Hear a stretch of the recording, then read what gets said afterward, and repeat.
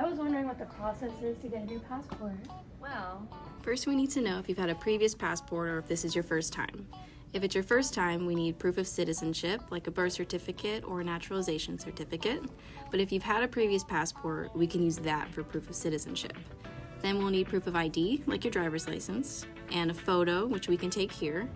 Then we'll also need a personal check or a money order. If you need a money order, you can get one next door at one of our banks. And then just fill out the new application, the DS-11, with black ink and no mistakes, and then we can start your application.